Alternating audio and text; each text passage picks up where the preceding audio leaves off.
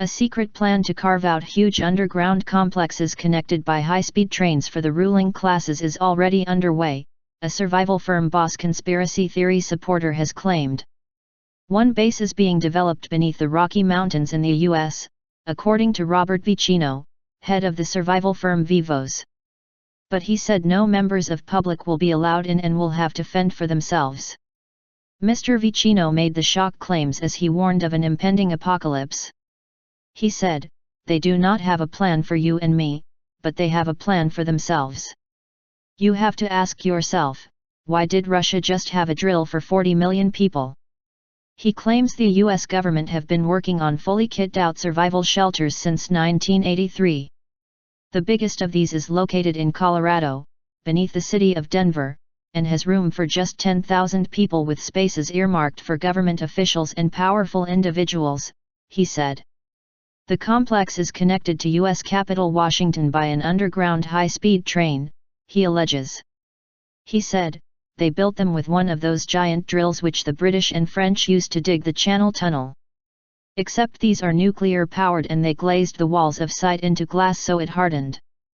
There were stories in the late 90s and early part of this century where people across the United States, small towns in the Mid-East, could hear something which sounded like a rain beneath their cities, day after day, but no one knew what it was.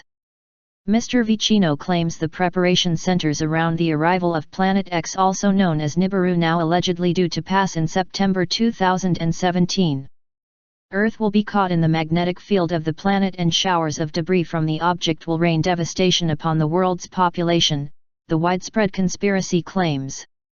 Mr. Vicino said, "They know something is coming, and I do not think they built those shelters deep underground for World War III because you do not have to go that deep.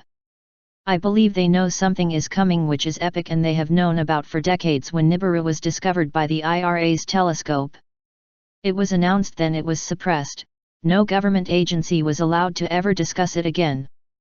But critics argue he is peddling the myth, because his firm Vivos is building and furnishing fallout bunkers for anyone who wants to survive nuclear war, a disease pandemic or the apocalypse." He said, "No government in the world is going to tell you about something life-threatening unless they have a solution for you because otherwise it's going to cause social meltdown. People that think it's crazy are the ones who have not spent any time doing research.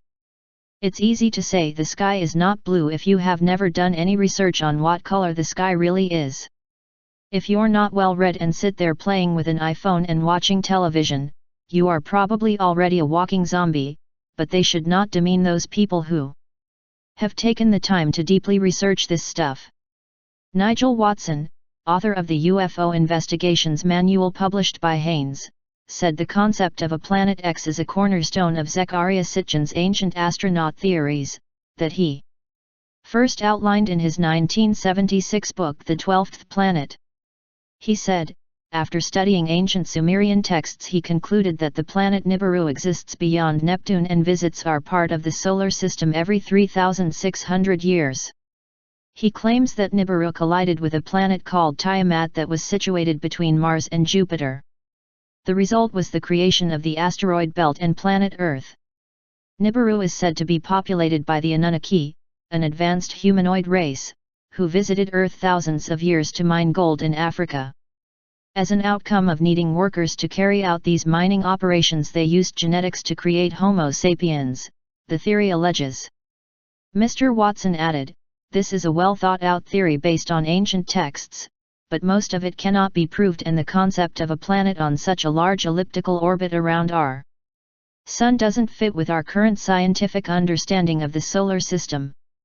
Nonetheless, the popularity of these type of ideas makes it certain that every new discovery by our spaceships will be minutely studied for any evidence of Nibiru, or any other similar body that might be populated by extraterrestrials.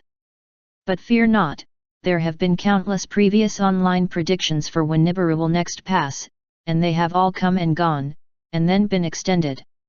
There have also been endless previous apocalypse predictions which have also come and gone. It was claimed for months that last September would see Earth-destroying earthquakes after a series of blood moon events which ended that month.